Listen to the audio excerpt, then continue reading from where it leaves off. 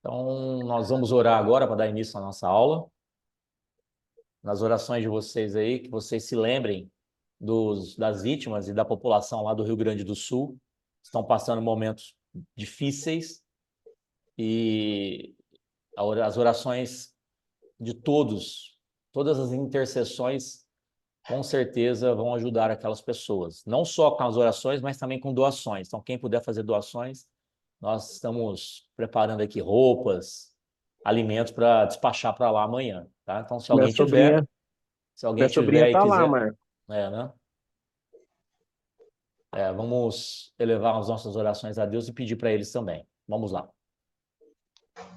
Senhor, nosso Pai querido, nós louvamos o teu nome, agradecemos, ó Pai, a sua presença em nossas vidas, tudo o que o Senhor representa. Nós agradecemos, ó Pai, porque o Senhor nos sustenta, o Senhor nos ama, desde a hora que nós nos levantamos, ó Pai, até na hora que nós nos deitamos, o Senhor é contigo. E nós somos gratos, ó Pai, por todo o seu amor, por todo o seu cuidado. Em nome de Jesus, ó Senhor, abençoe essa aula, que essa aula seja de crescimento, ó Senhor, para o seu povo, que todas as palavras que são ditas aqui, que elas sejam sementes em terra boa, que elas possam germinar, ó Senhor, e que todas as pessoas que assistem essas aulas possam também dar frutos. Em nome de Jesus, o Senhor abençoe a todos. Nós pedimos também em especial pelas vítimas das enchentes no Rio Grande do Sul, pelas pessoas que estão desabrigadas, desamparadas, pelas pessoas que perderam entes queridos, pelas pessoas que estão doentes. Oh Deus, que as suas misericórdias cheguem até eles e que o Senhor continue sensibilizando os corações das pessoas para que eles possam doar, ó Pai. Em nome de Jesus, abençoe a todos que estão lá trabalhando, todos que estão lá servindo ao Senhor, e que o Senhor possa colocar os seus anjos naquele local, e que a sua palavra, o seu nome seja lembrado. Em nome de Jesus, nós oramos e agradecemos. Amém. Amém. Amém. Amém. Muito bem. Bom, semana passada, nós fizemos a segunda parte da aula que nós tínhamos começado semana passada, né? Que era o propósito do homem. E nós não... Faltou um pouquinho para terminar, eu queria só dar uma passada rápido para a gente poder finalizar aquela aula e já entrar nessa aula de hoje, que é uma aula também muito interessante.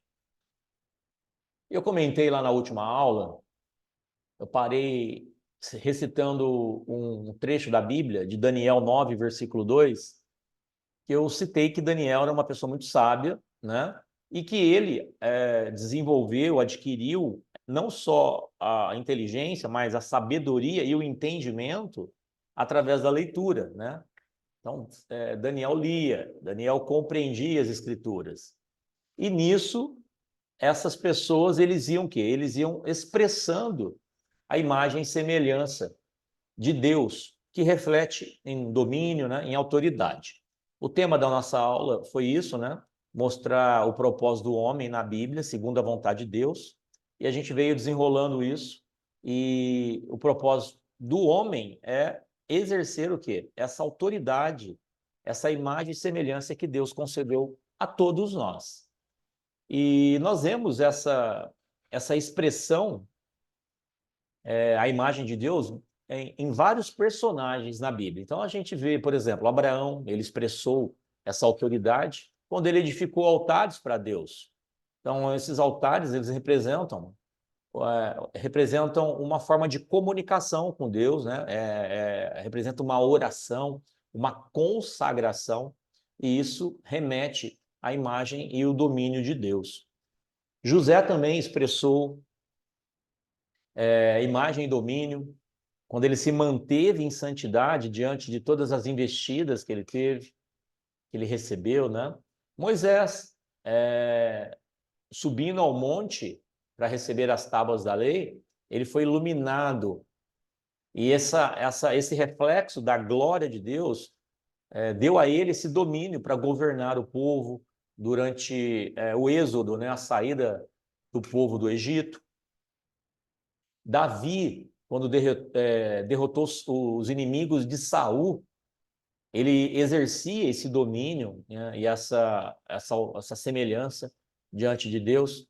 E como eu disse, né, Daniel também andou em santidade diante de Deus, ele não se contaminou com as iguarias, com os alimentos do rei. E não poderia deixar de citar de Jesus, né? Jesus, ele expressou em sua totalidade essa imagem, o domínio de Deus, até o ponto de ser transfigurado diante dos seus discípulos. Então, nós podemos ver esses exemplos de autoridade, de domínio, de pessoas que seguem o propósito de Deus. O que seria, então? Imagem e semelhança. É isso que nós precisamos entender. E aí, quando você faz isso, você atrai para você bênçãos. Você atrai bênçãos. Então, a palavra bênção, ela é mencionada pela primeira vez na Bíblia em Gênesis, capítulo 1, versículo 28. Mas em que circunstâncias nós receberemos essas bênçãos? Em que circunstâncias essas bênçãos foram liberadas? Quando Deus alcançou o seu propósito, ou seja, ele teve o homem com a sua imagem e semelhança para exercer domínio, ele concluiu todo o trabalho, ele descansou no sétimo dia e ele abençoou o homem. Então, quando a gente cumpre o nosso propósito, que é exercer a autoridade, o domínio, essa imagem de Deus, o que acontece? Nós recebemos essa bênção. Então, a bênção não é algo aleatório, que você sai pedindo a toda hora, mas ela alcança aqueles que estão debaixo de um propósito. Tem pessoas que pedem muitas bênçãos, mais pedem do que agradecem, mas a bênção, ela alcança aqueles que estão debaixo do propósito. Então, a bênção está no propósito. Não basta apenas pedir, é preciso você cumprir o propósito, tá? Então, após Deus ter concluído o seu propósito em criar o homem, a sua imagem e semelhança, ele deu ao homem o domínio e ele descansou. Então, esse descanso, ele não está relacionado a descanso, a questões físicas. Deus não se cansa. Como eu disse antes, Deus não descansou por estar cansado, mas ele descansou, esse descanso é desfrute. Ele teve prazer, satisfação em toda a sua criação. Então, descanso é o princípio da palavra de Deus. É uma maneira de servirmos a Ele, é no descanso. Então, quando a gente descansa no Senhor, a gente serve a Deus, a gente honra a Deus com prazer, satisfação e desfrute. E isso deve ser expressado da forma mais intensa. Atualmente, quando nós nos encontramos em estado de satisfação, prazer no Senhor, nós não carregamos aquele fardo pesado. Nós não temos aquela dor. Então, pessoas que não desfrutam, que não descansam no Senhor, sempre estão cansadas. Sempre estão cansadas. Então, em Gênesis 1:31, Jesus disse que tudo era muito bom. Deus só disse isso após o homem ter sido criado. Então, até antes da criação do homem, ele avaliava a criação e dizia: eis que isso é bom, eis que é bom. E aí ele criou o homem e ele disse: eis que isso é muito bom. Então, se a gente deseja ter descanso, nós temos que cumprir essas duas condições. A gente precisa cumprir o propósito e nos satisfazer no Senhor, tá? Então, isso aqui é o complemento da aula, da última aula, e agora nós vamos entrar nessa aula de hoje, que também está interessantíssima. É uma aula que vale muito a pena você prestar atenção, meditar sobre isso, tá? Quem está gostando? Quem que está aproveitando as aulas, gente? Eu estou muito. Ótimo. Muito bem. Deixa eu só ajustar a tela aqui.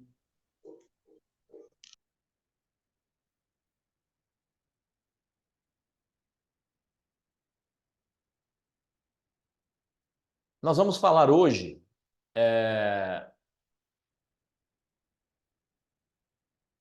sobre o processo para formar o homem. Vocês talvez talvez pensem, poxa, mas a gente está falando do homem, a gente está falando, esse assunto já está derrolando muitas aulas, mas é importante a gente entender tudo isso, tá?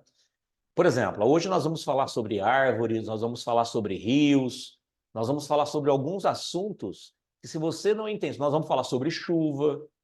Então, se você não tiver um entendimento sobre isso, mais para frente, quando você começar a se aprofundar mais, você não vai ter a compreensão devida. Por quê? Porque faltou algumas bases. E são essas bases que eu quero passar para vocês aqui no estudo de Gênesis, tá? Então, eu falo para vocês, se vocês tiverem aí dúvidas, anotem as dúvidas, a gente vai esclarecendo elas ao longo da aula mesmo, ou no final da aula. Hoje nós vamos continuar em Gênesis, mas agora no capítulo 2. Nós já pulamos para o capítulo 2, hein? Olha, foram quase 8. Na verdade, nós estamos na 5ª aula, mas muitas aulas teve primeira, segunda e terceira parte, né? Então foram mais de 10 partes de aulas, ou seja, mais quase 15 horas apenas no capítulo 1 de Gênesis. E ainda tem muita coisa que eu ainda não passei para vocês, porque acaba não dando tempo, senão a aula fica muito densa, muito pesada, né? Então nós vamos começar a ler aqui, ó. Eu vou começar a ler a partir do versículo 4, certo? E diz assim: esta é a gênese dos céus e da terra, quando foram criados, quando o Senhor Deus os criou. Preste atenção, bastante atenção nas palavras, porque depois a gente vai estudar passo a passo disso. Agora o verso 5 diz assim, ó: não havia ainda nenhuma planta do campo na terra, pois ainda nenhuma erva do campo havia brotado, porque o Senhor Deus não fizera chover sobre a terra. Então, não tinha nenhuma planta do campo e nenhuma erva do campo, porque ainda o Senhor não tinha feito a chuva cair, não tinha chovido sobre a terra. Não tinha chovido sobre a terra e também não havia homem para lavrar o solo. Então a gente vê que tem duas coisas ligadas aí. Deus não tinha feito, não tinha brotado ainda nenhuma planta do campo, nenhuma erva, não tinha feito chover porque não tinha homem. Então a gente vê que é uma sequência. O plantio, né? E a chuva, para poder dar o crescimento, dependia do homem. Na verdade, não é que dependia do homem, mas era necessário que o homem estivesse ali para cumprir um plano de Deus, tá? Mas, aí a Bíblia fala assim no versículo 6, mas uma neblina subia da terra e regava toda a superfície do solo. Então formou o Senhor Deus o homem do pó da terra, ele soprou nas narinas o fôlego da vida, e o homem passou a ser alma vivente. Então, assim, a partir do momento que o homem foi criado, Deus começou o quê? Deus começou a plantar.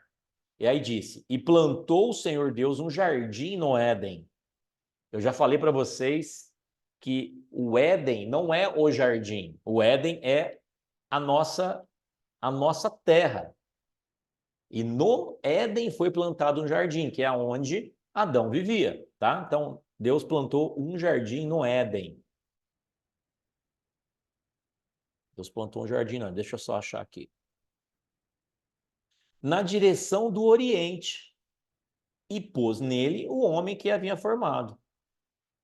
Do solo fez o Senhor Deus brotar toda sorte de árvores agradáveis à vista. Olha só, preste atenção: árvores agradáveis à vista e boas para alimento. Então, imagine quando a gente, por exemplo, vê uma fruta e a gente fala: nossa, que fruta linda. Aí você vai lá e saboreia aquela fruta, ela está muito doce, muito saborosa. Essas são as características das plantas, das frutas que Deus colocou lá para servir o homem. Para servir o homem. Então, elas eram agradáveis à vista e boa para alimento. E também, olha só, a árvore da vida no meio do jardim e a árvore do conhecimento do bem e do mal. Então, todas essas árvores estavam lá, mas no meio do jardim tinha a árvore do conhecimento e a árvore da vida.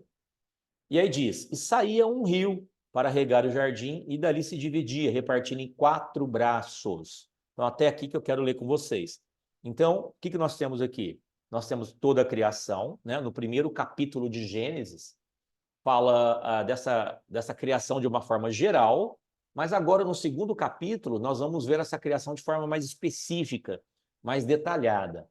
Então nós percebemos que a partir do versículo 5, não havia nascido nenhuma planta ainda na terra, porque Deus ainda não havia feito chover e não havia homem para cultivá-la.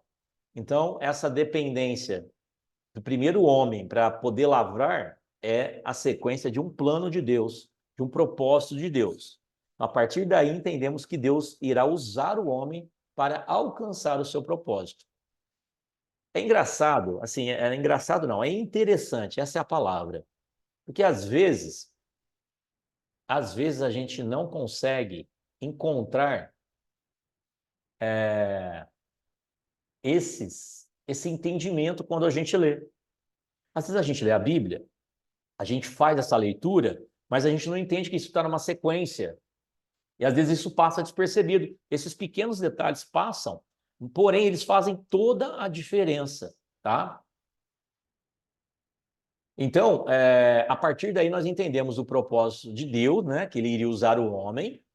E a Bíblia nos diz que Deus é quem dá o crescimento. Então, assim, Deus é quem dá o crescimento, mas por que ele esperou o homem? Para fazer as plantas crescerem, darem os frutos e tudo. Deus, ele quer realizar esse crescimento através do homem. Por isso que ele esperou. Acho que ele primeiro formou o homem para depois brotar e fazer chover sobre a terra.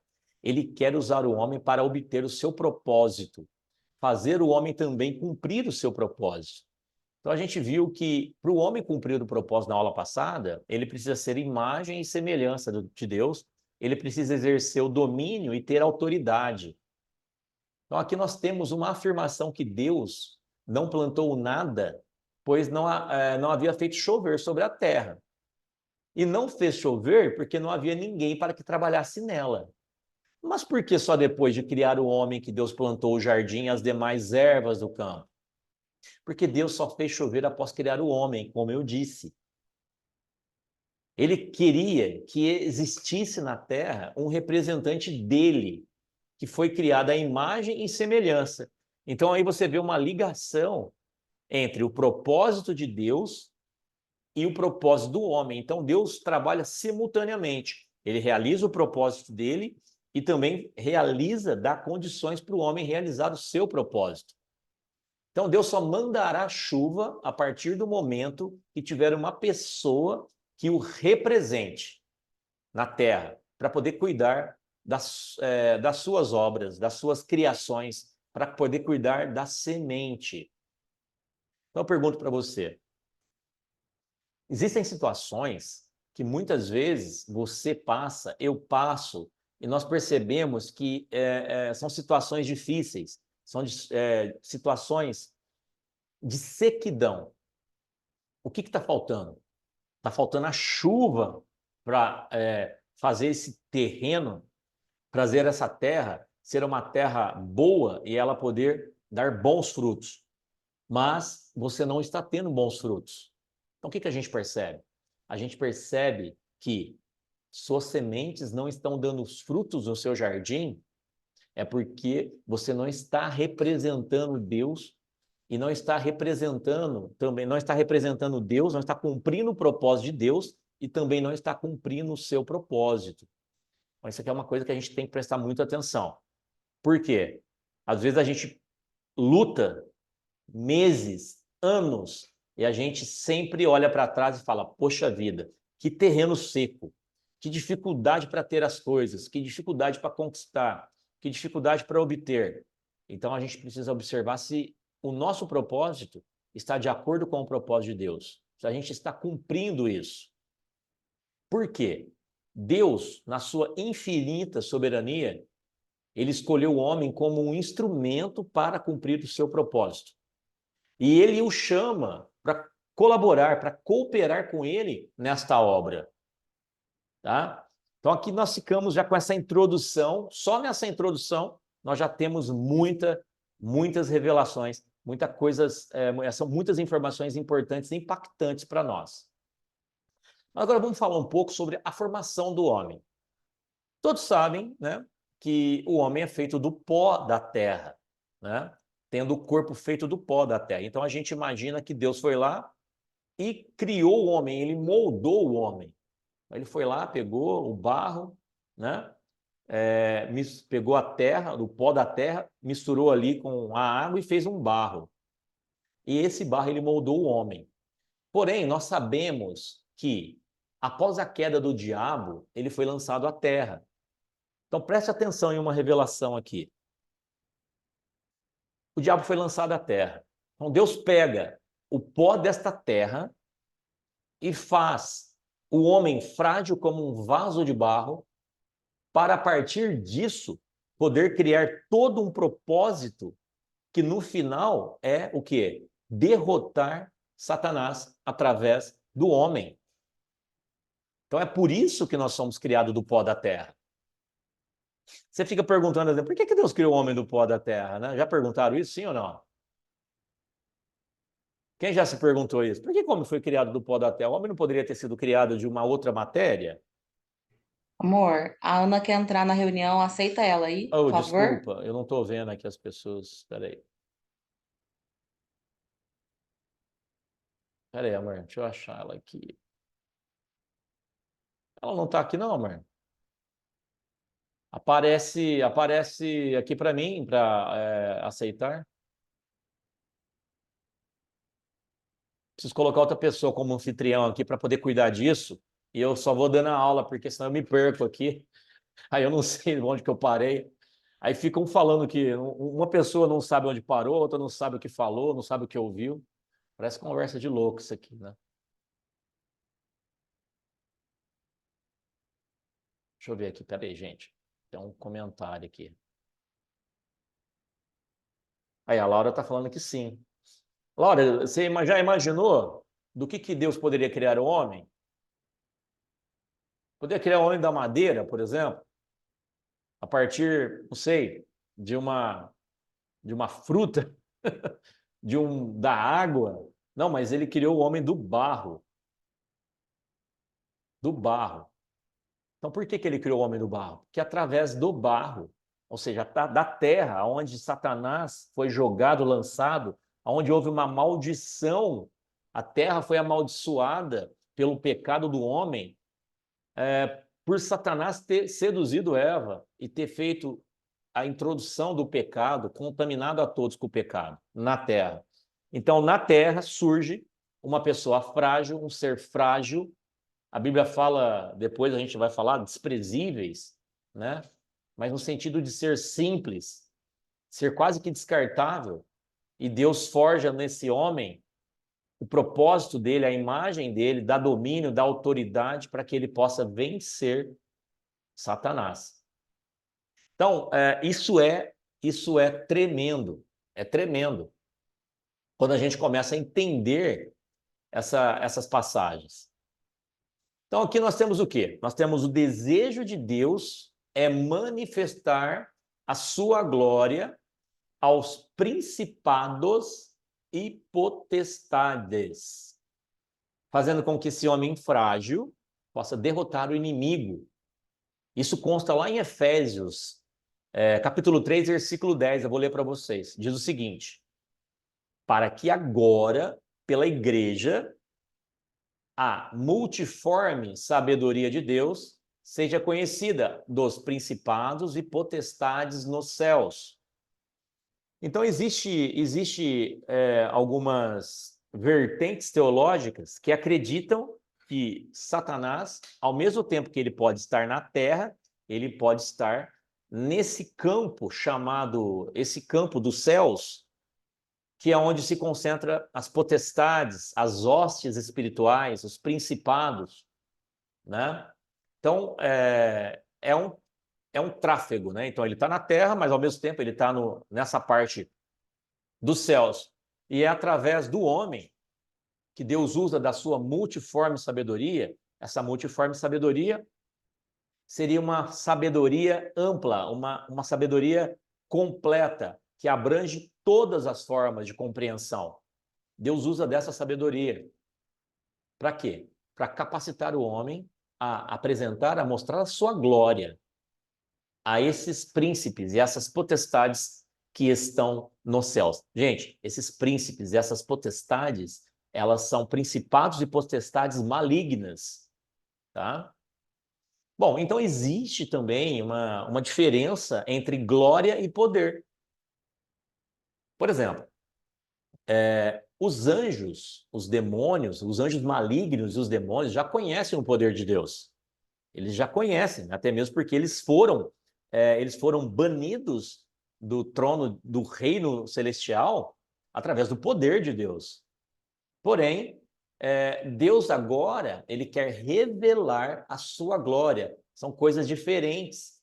Ele quer revelar a sua glória através do homem, usando o homem como um instrumento tão pequeno, tão frágil, mas que tem a capacidade diante de Deus de vencer Satanás, que se diz grande. Então, em 1 Coríntios 1:28 diz assim: e Deus escolheu as coisas vis deste mundo e as desprezíveis, e as que não são, para aniquilar as que são. Esta é a glória de Deus. Então, esse versículo fala que Deus, ele escolheu as coisas vis desse mundo e as desprezíveis. Tem uma outra passagem que fala, deixa eu achar aqui para vocês, para dar uma outra conotação aqui.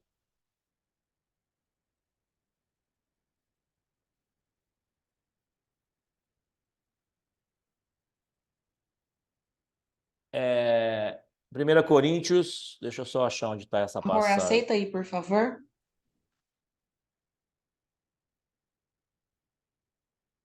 Vou aceitar.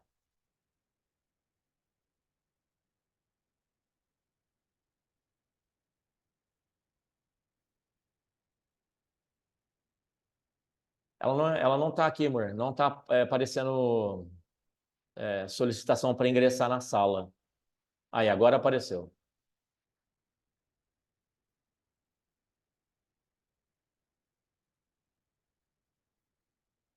Eu vou achar em uma outra versão para vocês aqui, um minutinho só.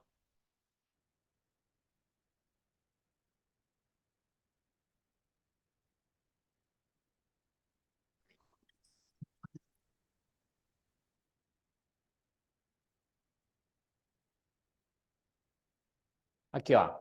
Deus escolheu as coisas humildes do mundo e as desprezadas, e aquelas que não são, para reduzir a nada as que são. É uma tradução um pouco mais, diríamos, né, sutil do que falar as coisas vis, desprezíveis. Então, o que ele escolheu? As coisas humildes desse mundo e as desprezadas. Ele escolheu o homem. Ele escolheu o homem, porque depois que o homem entregou autoridade dada por Deus a Satanás, ele se tornou desprezível. Ele se tornou coisas pequenas, coisas vis. Mas Deus, em sua infinita misericórdia, vai lá, estabelece um plano, uma estratégia para vencer Satanás através do homem. E ele escolheu esse homem, né? Esse homem humilde, essas coisas que não são, para aniquilar as que são e apresentar diante de todos a glória de Deus. Então, existe uma diferença, como eu estava citando. Entrou aí, gente? Está todo mundo na sala? Muito bem.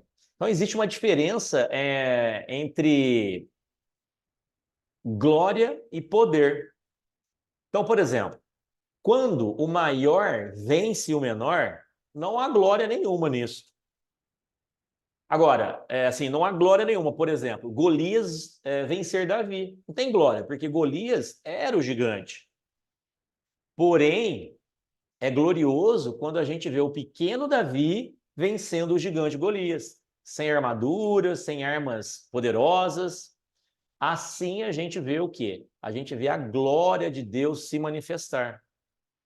Então a obra de Deus, ela não foi feita, a obra de Deus não foi feita por pessoas extraordinárias. A obra de Deus foi feita por pessoas simples, pessoas improváveis. Ou seja, Deus não procura super-humanos. Deus não procura super-heróis. Fazer um merchan aqui. Acho que vocês já devem ter assistido, ou estão assistindo, né, aquela série The Chosen, que conta a trajetória de Jesus. E ali você vê como você vê a vida dos discípulos que Jesus escolheu. Você vê a vida dos discípulos. Nossa, Mara, muita ração, filha. Deixa eu ativar o som da Ana Paula aqui, que ela está falando calada, falando de ração, está atrapalhando toda a minha aula aqui, mas Jesus é misericordioso. Ai, meu Deus, é isso aí. O que eu estava falando? Que na série The Chosen, se você olhar a vida dos discípulos, tá perdoada, minha irmãzinha querida, tá perdoada. Eu não posso falar nada, que de vez em quando meus cachorros vêm aqui também latem, né? Então, isso pode acontecer. Isso aqui é ao vivo. Então, voltando aqui. Naquela série, a gente vê que os discípulos são pessoas simples, são pessoas normais, são pessoas incrédulas. Jesus está na frente dele e eles duvidam. Então, são essas pessoas que Deus escolheu.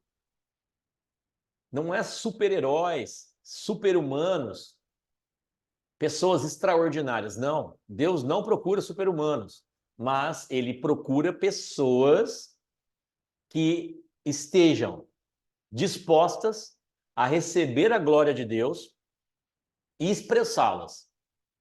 Então, em outras palavras, Deus procura pessoas que Ele possa ter a primazia nelas.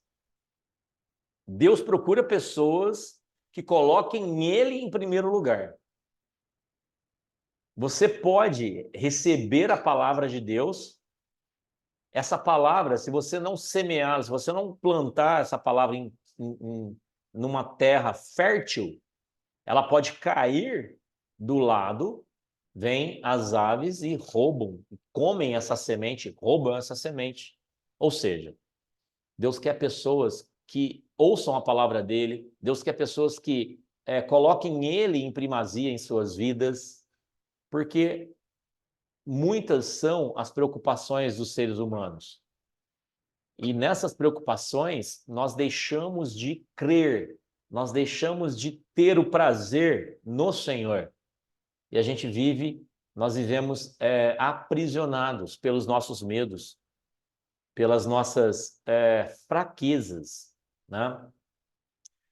Bom, então vamos lá. Então, vou dar um outro exemplo aqui, ó. Adão, por si só, ele não poderia dominar nem sujeitar coisa alguma, pois ele era um homem cheio de limitações.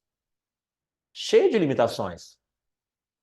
Deus capacitou ele, mas ele era uma pessoa cheia de limitações. Então, para que o propósito de Deus pudesse ser cumprido em Adão, o que Adão deveria ter feito? O que vocês acham que Adão deveria ter feito? Vou fazer uma pergunta aqui para vocês.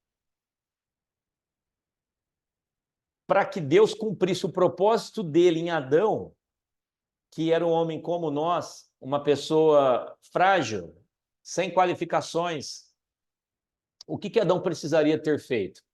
E ele não fez. Uma pessoinha só responde aí, faz. Abre o microfone, dá uma palavrinha aí, para eu ficar animado, para eu saber que todos estão aí me ouvindo. Ninguém vai se arriscar, gente? Eu tô te ouvindo. E o que você acha que Adão deveria ter feito? Tô pensando. Existiam duas árvores no jardim. Duas árvores. No meio do jardim existiam duas árvores. A árvore da vida e a árvore do conhecimento do bem e do mal. Adão, ele, através de Eva, comeu da árvore do conhecimento do bem e do mal. Deus não proibiu ele de comer da árvore da vida. Deus proibiu Adão de comer da árvore do conhecimento do bem e do mal, porque disse que quando ele comesse daquela árvore, certamente morreria. Então, para que Adão pudesse exercer esse domínio, ele tivesse toda essa estrutura de autoridade, ele precisaria ter comido da árvore da vida. Se ele tivesse comido da árvore da vida, ele teria algo divino dentro dele, como Jesus. Afinal, Jesus fez o que Adão deveria ter feito. Jesus foi o que Adão deveria ter sido. Ele era um homem, ele tinha uma vida como nós, mas qual que era o diferencial de Jesus? Jesus tinha Deus dentro de si. Jesus tinha o poder da árvore da vida. Sim ou não? Então, se Adão tivesse ido lá e comido da árvore da vida, hoje, a nossa realidade era totalmente diferente. Mas não foi assim que aconteceu. E Deus já traçou o plano de redenção para o homem, como eu expliquei antes. Então, através do homem, ele já estabeleceu ali um plano para que Jesus viesse, cumprisse esse dever que Adão deveria ter cumprido. Então, por isso que Jesus precisou vir ao mundo como homem, para cumprir esse propósito. Então, Deus, ele deu o fôlego da vida, Deus soprou o fôlego da vida nas narinas do homem e ele se tornou alma vivente. Isso eu já falei para vocês, se eu não me engano, na nossa segunda aula, mas eu vou enfatizar novamente aqui e vou falar um pouco dessa questão sobre o fôlego da vida. Eu estou dando referência, gente, aqui, ó, esse é o versículo 7 de Gênesis 2, que diz assim, ó: então formou o Senhor Deus ao homem do pó da terra e lhe soprou nas narinas o fôlego da vida e o homem passou a ser alma vivente. Tá? Então, Deus deu para o homem a alma e ele deu o espírito para o homem e ele se tornou alma vivente, como parte da criação. Esse fôlego usado em Gênesis é uma palavra do grego que significa neshama, traduzida em Provérbios como espírito. Eu já falei para vocês lá atrás que essa mesma palavra, depois de traduzida para o grego, ela significa pneuma, né? Que é como fôlego. A gente tem pneumonia hoje, é uma doença que ataca os pulmões, então vem daí a palavra fôlego, tá? A origem dela. Então, em Provérbios 20, 27, diz que o espírito do homem é a lâmpada do Senhor, que esquadrinha todo o interior até o mais íntimo do ventre. Essa mesma palavra se repete em João 3, 5 a 8, quando Jesus fala sobre o espírito e o vento.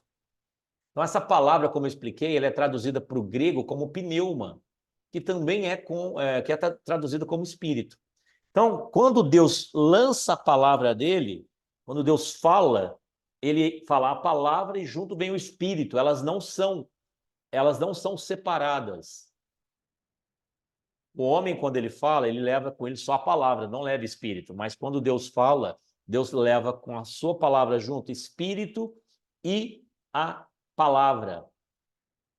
E aí você tem o poder de construir as coisas através da palavra. Zacarias 12:1 diz que peso da palavra do Senhor sobre Israel.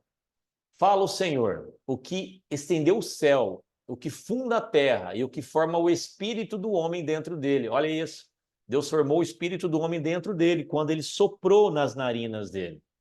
Em Jó 32:8, diz o seguinte: mas acontece que dentro das pessoas há um espírito, há um sopro do Todo-Poderoso que dá sabedoria. Gente, olha essa revelação.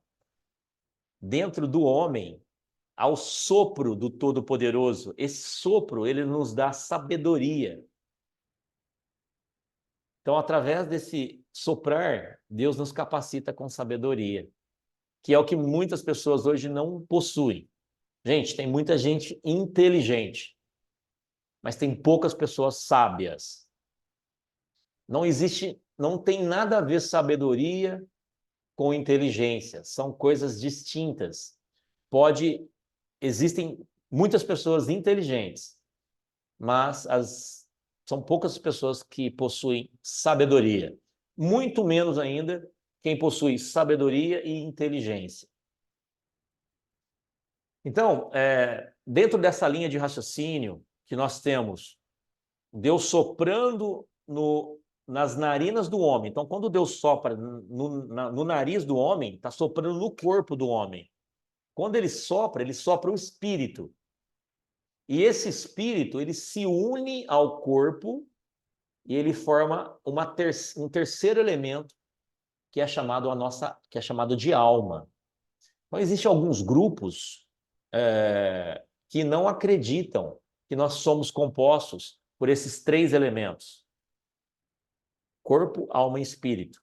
Tem pessoas que acreditam que nós somos compostos apenas de espírito e de corpo, tá? Agora, nós acreditamos que existem o corpo, a alma e o espírito, porque isso está na Bíblia. Né? Lá em Gênesis 27, nós vemos que Deus formou o homem do pó da terra, corpo. Ele soprou nas narinas o fôlego da vida, espírito, e o homem passou a ser alma vivente. Então, nós temos os três elementos aí. Portanto, o homem já tinha o corpo, que era o primeiro elemento. Deus foi lá, como eu disse, soprou nas narinas o segundo elemento, e a hora que ele junta o espírito e o corpo, forma o terceiro elemento. Então, dessa forma, o corpo recebeu duas partes, espírito e alma juntamente, só com o sopro da vida, tornando alma e espírito. E no universo, nós temos três coisas igualmente importantes, como a alma, o corpo e o espírito. Nós temos o céu, a terra e o espírito do homem. Três coisas igualmente importantes. O que seria isso? O céu, ele foi feito para a terra. A terra foi feita para o homem. Mas o espírito do homem foi criado exclusivamente para Deus. É nele que Deus habita no homem. E é nele que o Senhor opera. Então, quando eu digo para vocês, eu já disse isso nas aulas anteriores, nós não podemos entristecer o espírito, nós não podemos reduzir o espírito, diminuir o espírito, e toda vez que nós fazemos isso, nós temos um canal de comunicação com Deus, aonde Deus opera, que vai estar diminuído. Então, tem pessoas que oram e não sentem, não sentem a sua oração atingindo a Deus, parece que não passa do teto. Nós precisamos de cuidar do espírito. O nosso espírito, a Bíblia fala que é templo o nosso corpo é templo do Espírito Santo. Mas tem muitas pessoas deixando de fazer do teu corpo um templo para o Espírito Santo, fazendo dele um templo para as coisas do mundo. Então a gente tem que ter muito cuidado com isso. Se você se afastar de Deus, com certeza o que você vai se aproximar do mundo. Então a gente tem que ter muito cuidado com isso. Em Romanos 8,16, Paulo escreve o seguinte: o Espírito testifica, o Espírito de Deus testifica com o nosso espírito. Então, assim, ó, o próprio Espírito testifica com o nosso espírito que somos filhos de Deus. Em Timóteo 2, 4-22, o Senhor seja com o teu espírito. Então, o que nós vemos? Nós temos aqui uma prova que o Espírito de Deus, ele se comunica com o nosso espírito. Ele está ali se comunicando. De modo bastante simples, podemos comparar essa função do Espírito de Deus e o nosso espírito como se fosse uma comunicação via rádio. Para os rádios se comunicarem, eles precisam de uma onda, né? Então imagine Deus emitindo essas ondas de rádio e elas chegam até nós, no nosso radinho, só que o nosso radinho ele não está sintonizado na onda certa, ali na estação certa. E o que vai acontecer com isso? Você não vai conseguir ouvir a voz de Deus. A maioria das pessoas hoje não consegue ouvir a voz de Deus, porque estão desconectados. A estação está fora de sintonia. Então nós precisamos voltar a sintonizar a estação de Deus. Tá? Vamos falar agora sobre o homem sendo a alma vivente, o homem sendo feito alma vivente. Eu já li para vocês, vou ler novamente. O final do versículo 7. E o homem passou a ser alma vivente. Então, quando o fôlego de vida, espírito, entrou no corpo do homem, ele se tornou alma vivente. O que é a alma? A alma é a parte do nosso ser que está entre o corpo e o espírito. Ela surgiu da reação provocada pela junção do natural com o espiritual. O homem natural, Deus foi lá, soprou o espírito nas suas narinas, então houve uma fusão. Nessa fusão surgiu a alma. Após a queda, quando eu falo queda, todo mundo sabe que é a queda do homem, lá em Gênesis. Após a queda, esse corpo da velha criação de Deus foi rejeitado. Deus não aceitou mais ele. E o seu destino era voltar ao pó de onde ele veio. O homem não foi feito para morrer. O homem foi feito para ter Deus dentro dele.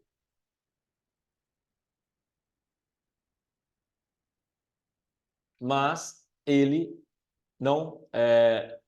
ele pecou, houve a queda e ele voltou. A hora que fala que certamente morrerás, a morte ali, a morte imediata era a morte espiritual. Mas também existia a morte física, que aconteceria após a esse ato. Então, aconteceu o quê? Que o homem voltou ao pó. Então, o que vai acontecer? No futuro, nós vamos receber esse corpo novamente, esse corpo glorificado. Quando Jesus voltar, nós vamos receber esse corpo novamente. Então, nós precisamos crer, nós precisamos estar diante de Deus para que a gente possa, juntamente com Cristo, ser glorificado. Tá? Então, quanto ao Espírito, no dia em que o homem morreu, ele também morreu para Deus, por causa do pecado. Por isso, no livro de Ezequiel 11:19, a palavra de Deus mostra claramente que o Senhor nos dá um novo espírito. Diz o seguinte: dar-lhes-ei um só coração, um espírito novo porei dentro deles. Lhes tirarei da sua carne o coração de pedra, e a eles darei um coração de carne. Então Deus vai nos restaurar. Ele vai colocar novamente esse novo espírito dentro de nós. Isso é o que acontece quando a gente se converte. Essa palavra conversão, ela não é... Na verdade, ela não aparece na Bíblia. Mas o que seria a conversão? A conversão seria quando você crê com o coração e confessa com a boca Jesus Cristo sendo Filho de Deus, o único Senhor e Salvador. Então, quando acontece isso, nós recebemos esse corpo, esse novo coração, esse novo espírito. O corpo e o espírito podem ser novos. O corpo e o espírito podem ser novos. Porém, a alma não. O mesmo não acontece com a alma.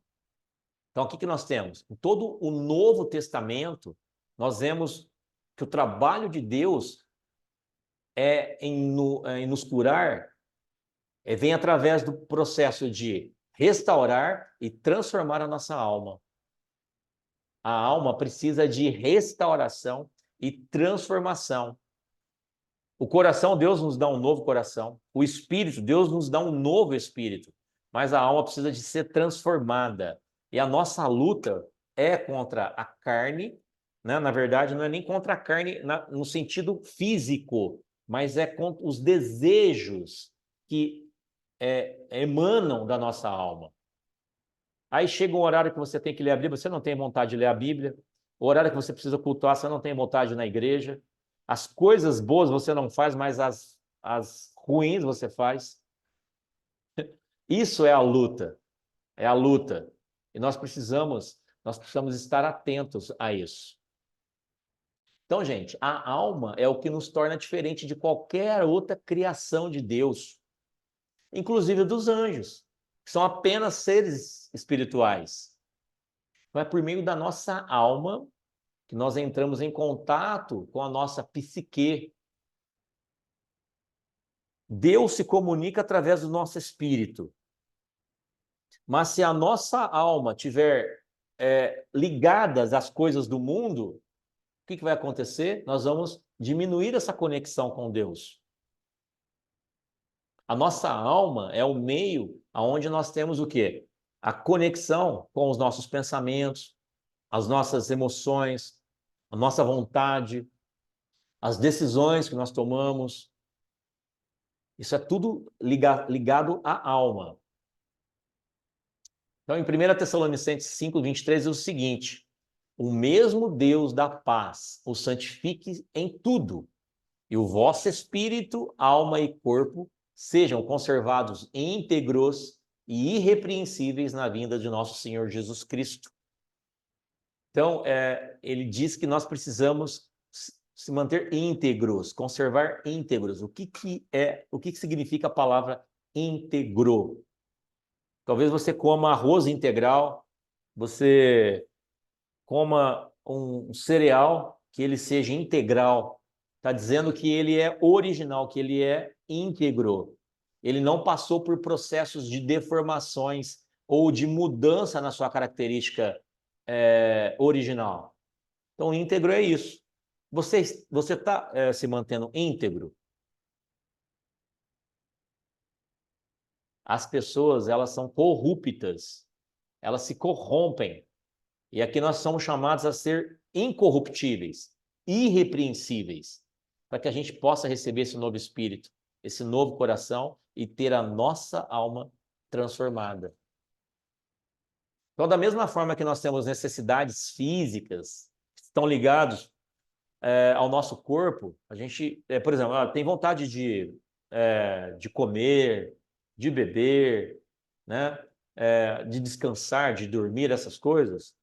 Nós também temos necessidades na nossa área psicológica, a nossa psique.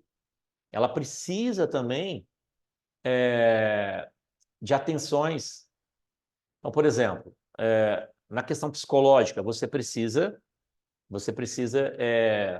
de atender algumas demandas psicológicas para que você não tenha nenhum transtorno.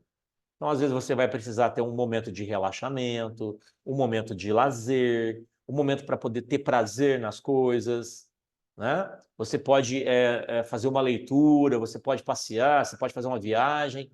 Essas são necessidades do campo psicológico, da mesma forma como as necessidades do campo físico. Mas nós não podemos esquecer que nós também precisamos atender às nossas necessidades espirituais. Então, depois de satisfazer as demais necessidades, Olha só o que acontece. A gente vai lá, atende as necessidades do corpo, atende as necessidades da alma, e nós não conseguimos atender as necessidades do espírito, porque ele está sempre em último lugar.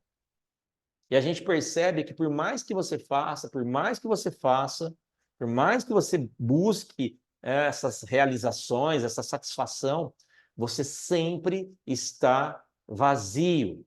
Existe algo dentro de nós que clama, que suplica, dizendo o seguinte: não estou completo, está faltando algo. Eu disse que existe um buraco dentro do homem do tamanho de Deus. Ou seja, esse buraco, esse vazio só pode ser preenchido com Deus. Isso é quando nós colocamos todas as nossas satisfações, tudo aquilo que a gente acredita nos realizar nas coisas do mundo, carne e alma, e não no Espírito de Deus. Certo? Então nós precisamos entender isso. Deus, ele colocou o homem no jardim, no Éden. Lembram disso? Quando eu dei essa aula, que eu falei do jardim. Quem lembra o significado do jardim? Quem se arrisca a falar aí? Significado do jardim. Hein, pessoal?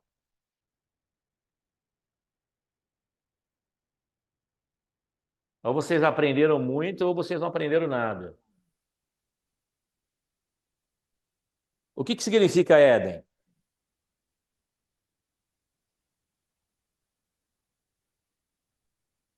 Éden significa lugar de delícias, lugar de prazer.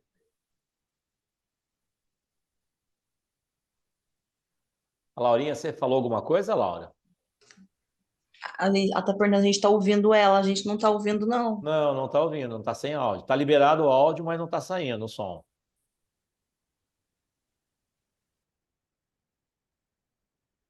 Então, Éden significa lugar de delícias, lugar de prazer. Então, o que eu quero concluir com vocês aqui? Eu acho que eu perdi a do jardim. O jardim, qual que é o significado? Éden. Éden significa lugar de prazer, de delícias. Não é... A palavra Éden é lugar de prazer e delícias. Então, Deus, quando criou a terra, ele chamou a terra de Éden. Assim, existia um jardim dentro do Éden. Sim. E foi nesse lugar que Deus colocou o homem. Para o homem ter prazer e deleite. Para o homem poder ter recreação, um lugar de desfrute. Para que ele tivesse ali junto com Deus momentos de prazer um com o outro ali, de eles poderem desfrutar de toda aquela maravilha. Um lugar prazeroso. Mesmo que o homem tivesse que cultivar, que Deus falou para que o homem lavrasse, cultivasse a terra, ele não teria, ele não sentiria nenhum tipo de labor, nenhum tipo de dor, de desconforto. Muito pelo contrário. Trabalhar no Éden, nas condições da criação primordial ali, era um prazer, era agradável, era uma delícia. Fica imaginando, você vai lá, vai plantar fazer uma colheita, fazer uma plantação de algum alimento, de repente você olha para aquela natureza, para aquela harmonia, você pode ver Aceita, Laura. um leão passando do seu lado, você pode ver outros animais, tudo em completa harmonia, sem cansaço, sem fadiga, sem o sol escaldante queimando a sua pele. Então, esse era o lugar que Deus colocou o homem. Estão comigo ou não? Sim. Então, ao criá-lo, Deus não colocou o homem numa fábrica. Ele não colocou o homem lá para quebrar pedra. Falou: você tem que construir um palácio para mim. Como na maioria dos reis que você vê, o modelo, por exemplo, o modelo de reinado, que nem Egito, esses outros reinos, eles colocam as pessoas como escravo para servir ao rei. Mas Deus não. Deus não colocou o homem para trabalhar ali, para ser escravo. Ele não colocou o homem numa fábrica ou num exército para ele lutar. Ele colocou o homem em um jardim, um lugar agradável. E o que isso mostra? Mostra uma preocupação de Deus com o homem em relação a uma interação. Deus gostaria de interagir com o homem, de ter uma conexão com ele, deles poderem conversar. A Bíblia fala que Deus passeava pelo jardim à tardezinha. Então, toda a tardezinha ele passeava pelo jardim e conversava com Adão e com Eva. Imagine isso. Esse era o prazer, né? Esse era o prazer.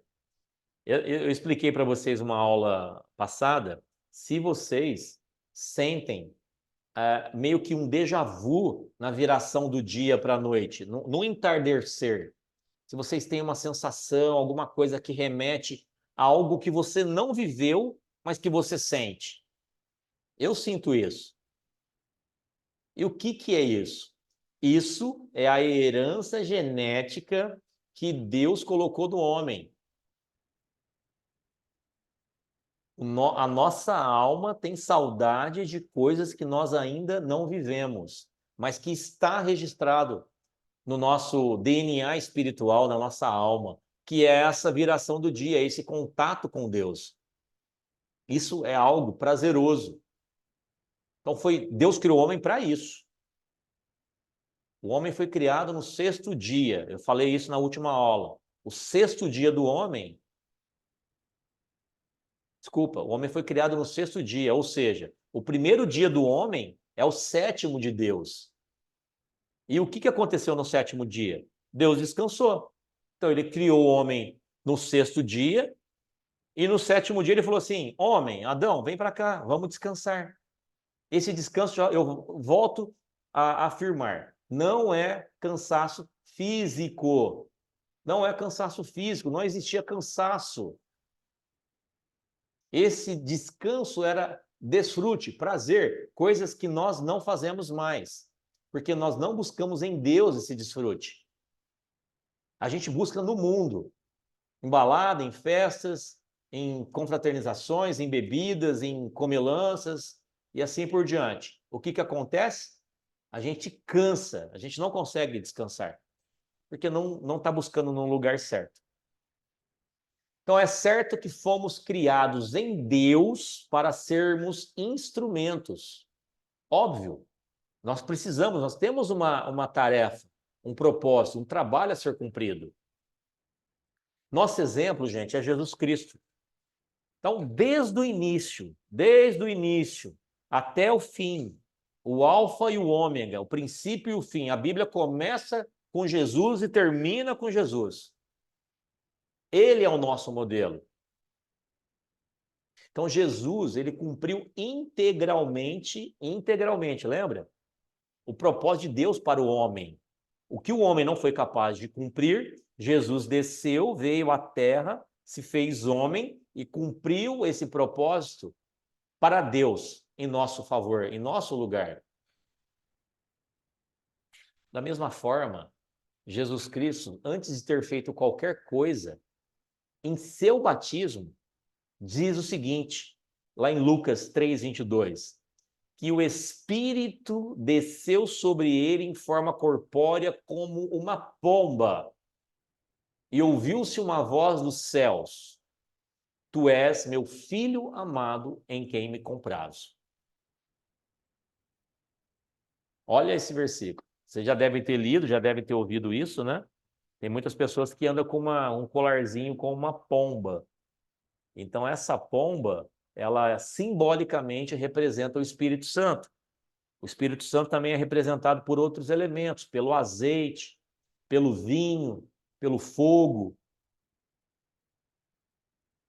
Então, olha só o que esse versículo diz, que antes de Jesus fazer qualquer coisa em relação ao seu ministério, ele foi batizado. E quando ele foi batizado, desceu sobre ele o Espírito, em forma de uma pomba. E Deus disse o seguinte: tu és meu filho amado, em quem me comprazo. Então Deus disse o seguinte: eu te amo, meu filho, eu tenho muito prazer em você. Deus não tinha feito nada. Jesus não tinha feito nada ainda. Ele não tinha feito nenhum milagre, ele não tinha expressado a glória, o seu poder, a sua majestade, nada. Mas Deus já tinha dito: eu te amo, você é meu amado e eu tenho prazer em ti. Então, o que a gente entende com isso? Nós entendemos que o prazer de Deus em nós não depende do que nós fazemos. Jesus não tinha feito coisa alguma, mas o Pai já tinha prazer nele. Então, o que nós precisamos entender?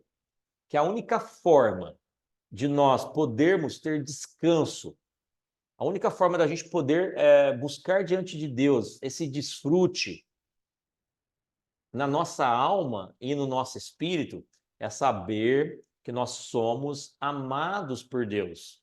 Do contrário, nós não descansaremos. Vocês percebem? Tanto de coisas que são feitas para Deus, muitas pessoas com muitas obras para Deus, fazendo muitas coisas para Deus, mas essas pessoas elas andam com um fardo nas costas, uma canga, um peso, porque elas estão fazendo muitas obras para Deus. Mas o mais importante, elas não fazem, que é saber que nós somos amados por Deus independente do que nós fazemos. Então a gente precisa ter essa definição. Agora nós vamos entrar numa outra parte que vai falar sobre as árvores, com todo tipo de árvore. Lembra que eu citei para vocês? E plantou o Senhor Deus um jardim no Éden na direção do Oriente, e pôs nele o homem que havia formado. Do solo fez o Senhor Deus brotar toda a sorte de plantas agradáveis e boas à vistas. Todas as plantas, árvores agradáveis à vistas e boas para alimento. Também a árvore da vida e a árvore do conhecimento do bem e do mal.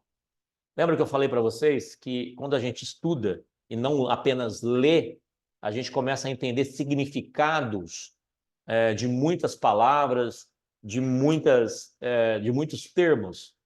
Então, por exemplo, a gente está vendo aqui os significados da árvore.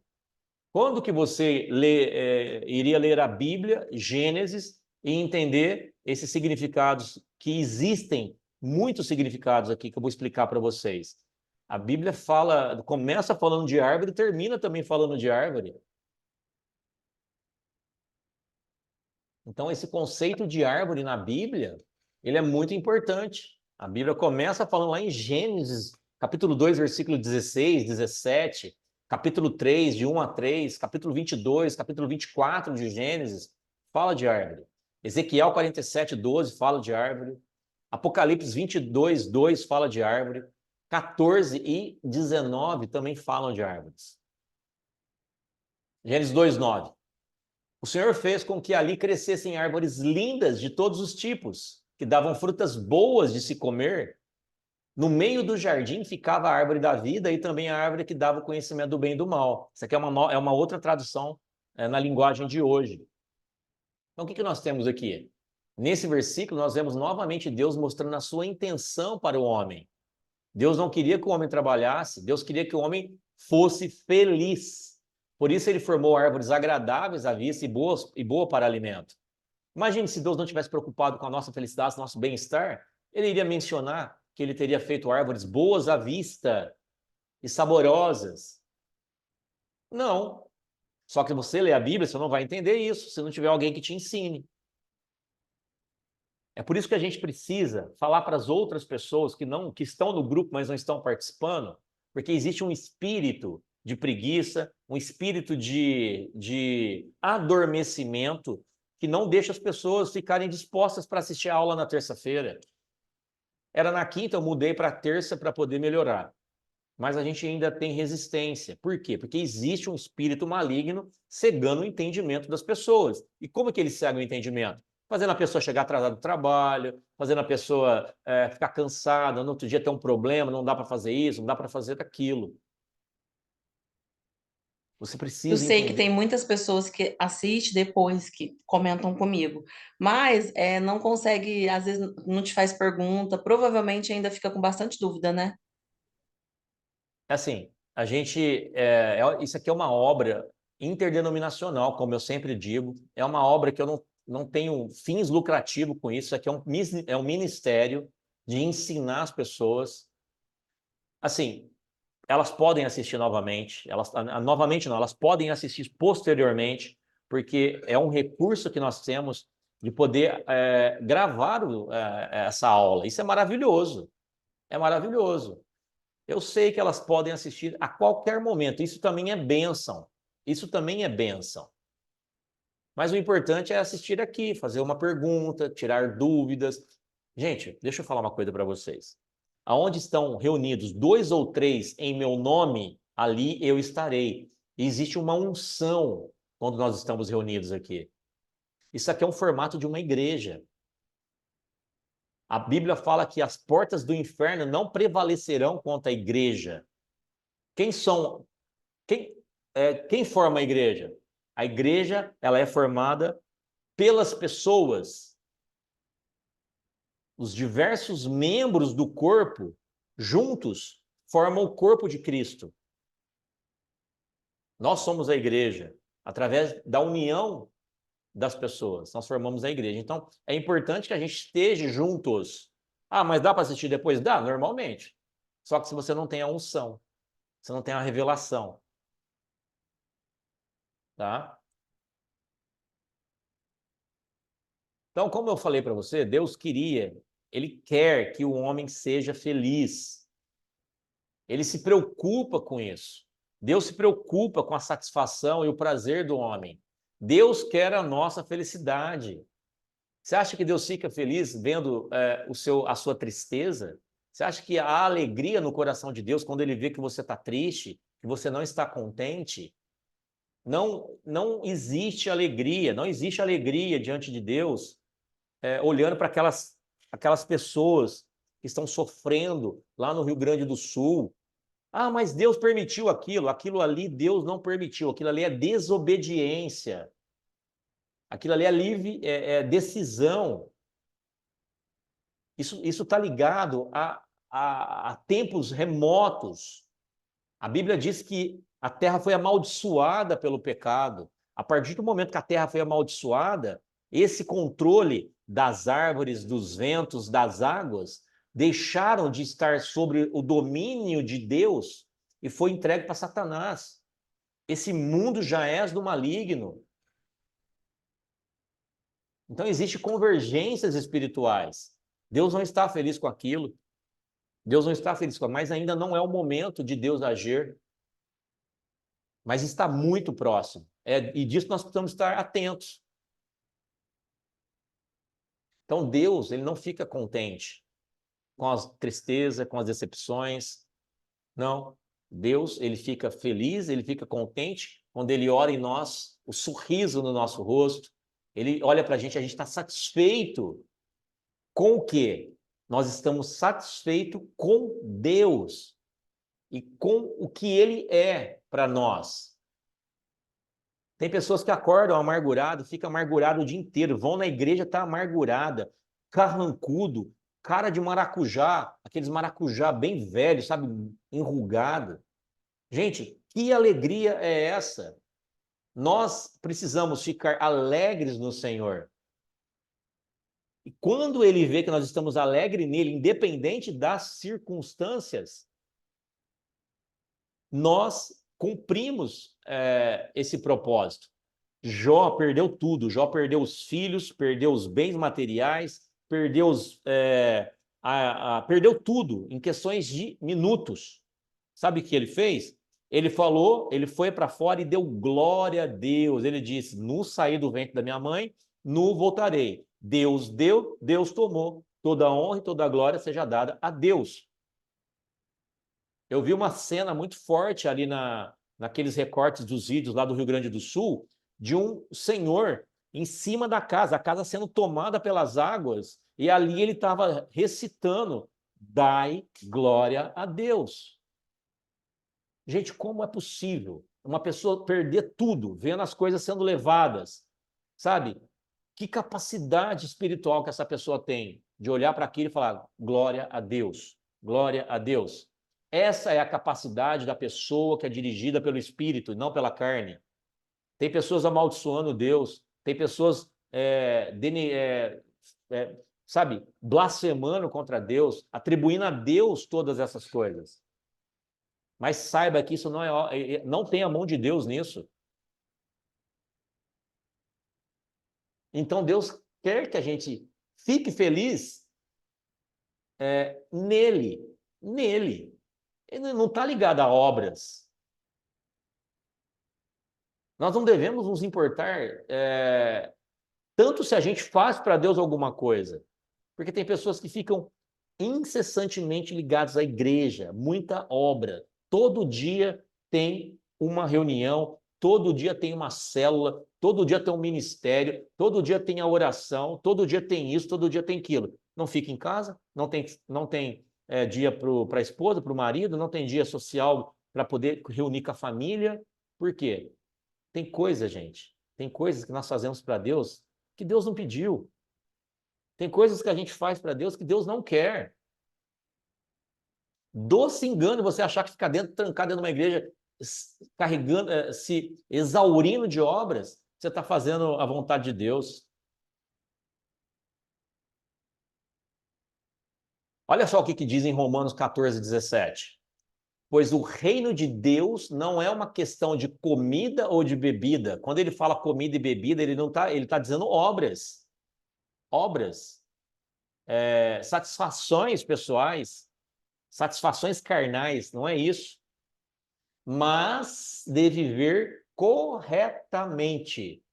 Aí ele diz: em paz e com a alegria que o Espírito Santo dá. Isso é buscar o reino de Deus. Isso é fazer a vontade de Deus. Às vezes achamos que o muito trabalhar, como eu disse, que Deus irá nos contemplar, vai trazer paz e felicidade. Mas quando nós não estamos felizes somente com a presença do Senhor em nossas vidas, nós estamos errados, caminhando errado diante dele. E nessas condições, tudo que a gente fizer vai ser um fardo. Vai ser um fardo. Você pode fazer tudo, você nunca vai estar leve. A Bíblia fala que eis que o meu fardo é leve. Quando andar com Jesus é um fardo leve. Então nós precisamos entender muito bem isso, tá? Deixa eu só ver se dá para terminar aqui. Acho que dá para a gente terminar essa aula hoje. Então, aqui nós vemos essa questão das árvores frutíferas, né? Das árvores de boa aparência, tudo traduzindo o quê? Uma preocupação de Deus em projetar, em proporcionar felicidade e bem-estar para o homem. Agora nós vamos falar da árvore da vida no centro do jardim. Gênesis 2, versículo 9 e 10. O Senhor fez com que ali crescessem árvores lindas de todos os tipos, que davam frutas boas de se comer. No meio do jardim ficava a árvore da vida e também a árvore que dá o conhecimento do bem e do mal. No Éden nascia um rio que regava o jardim e que, saindo dali, se dividia formando 4 braços. Eu já expliquei isso para vocês, o significado desses rios. Na segunda aula, nós fomos uma aula, está lá no YouTube, depois se você quiser ver, o significado de cada rio desse, tá? Como eu disse para vocês, que começa falando de árvore no início e finaliza, eu vou ler Apocalipse 22, 1 e 2, que diz o seguinte: o anjo também me mostrou o rio da água da vida, brilhante como cristal, que saia do trono de Deus e do Cordeiro, e que passa pelo meio da rua principal da cidade.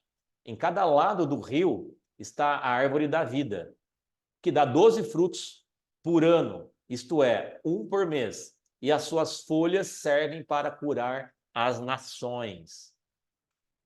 Então, o que nós temos aqui? Como podemos ver, né, esses versículos acima da árvore da vida, ela é citada no livro de Gênesis e no livro de Apocalipse. Então, esse mesmo rio, na verdade fala que essa árvore, ela está cercada pelo esse rio da vida. Então, esse mesmo rio que sai do Éden, ele é um símbolo do rio mencionado em Apocalipse. Esse rio que sai do Éden e se divide em 4 braços, lá em Gênesis, ele é o mesmo rio que está em Apocalipse. Então, tudo o que Deus faz em nós é pelo Espírito e pela palavra. Pelo Espírito e pela palavra. Para que o propósito de Deus se cumprisse, Adão precisava ter a vida de Deus, que é representada pela árvore da vida e pelo rio da vida. A árvore representa Jesus e a palavra, e o rio, gente, representa o Espírito. Então lembra que eu expliquei para vocês que Adão deveria ter comido da árvore da vida e não da árvore do conhecimento do bem e do mal? Se ele tivesse comido da árvore da vida, ele já teria tido Jesus e o Espírito dentro dele. E nós não precisaríamos dessa restauração hoje. Mas, né, vocês já sabem o decorrer da história. Então, Deus é vida. E esta árvore era a maneira de Adão receber a vida de Deus. Adão deveria ter comido. Se ele tivesse comido, ele teria recebido a divindade dentro dele. Num sentido bem específico. Sabemos que essa árvore da vida aponta para Jesus. João diz o seguinte, que a vida estava nele, a vida estava em Jesus. E a vida era a luz dos homens. Então, a vida estava em Jesus e ela era a luz dos homens. E, por fim, ele disse que ele era a videira verdadeira. Ele é a árvore da vida e nós somos enxertados nele. Preste atenção nessa passagem. Jesus é a videira representa a árvore da vida, representa Jesus, e a Bíblia diz que nós somos enxertados nele. Em João 15:1 diz: eu sou a videira verdadeira e o meu pai é o agricultor. Então, Jesus é a própria vida. Jesus é a própria vida. Nós precisamos desfrutar dele com realidade e não como se nós estivéssemos cumprindo ou estarmos cumprindo uma questão religiosa ou apenas seguindo uma doutrina. É isso que as pessoas precisam entender. Enquanto as pessoas estiverem vivendo debaixo de uma doutrina de homens, vivendo debaixo de uma religiosidade, de um dogma, debaixo de orientações religiosas, você nunca vai conseguir experimentar essa vida, essa videira verdadeira. E você sempre vai estar cansado, você sempre vai estar exausto, você sempre vai estar vazio, você nunca vai conseguir estar realmente feliz.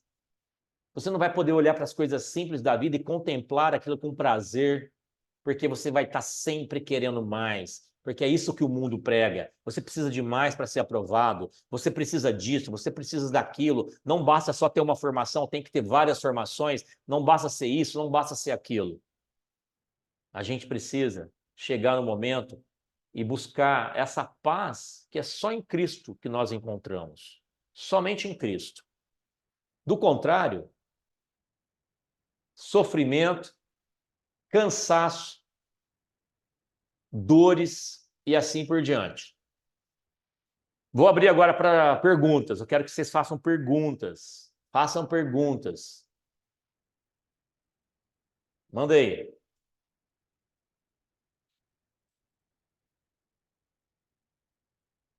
Vai, homens de Deus e mulheres de Deus.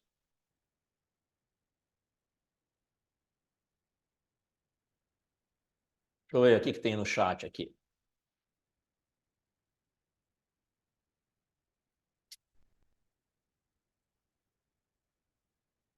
Ficou claro para vocês? Sim. O processo para formar o homem, né? O homem foi formado do pó. Vocês entenderam por que o homem foi formado do pó? Porque através do pó, que o pó compõe a terra, o homem sai da terra de uma forma simples, humilde, como um vaso, e ele tem o propósito de vencer a Satanás.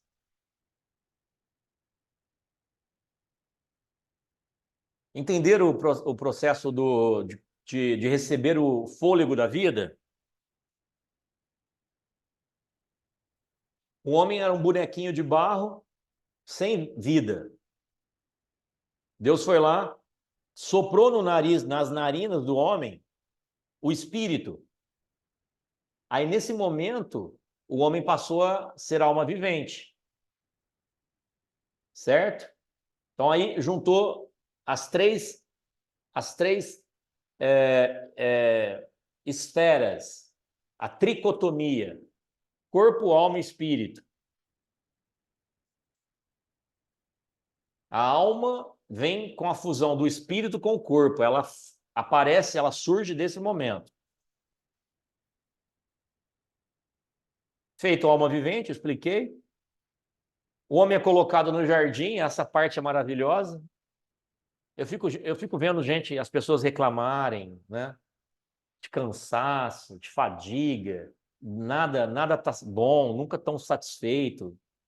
E aí eu penso, poxa, essas pessoas, eles vão ter uma surpresa quando eles entenderem o propósito do trabalho, o propósito de Deus para o homem. Vocês aprenderam também sobre as árvores, né? Aprenderam da árvore no centro do jardim. E aí a gente vai caminhando agora, mais a fundo do livro de Gênesis. É importante aprender tudo isso, senão vocês pegam passagens depois e não entendem.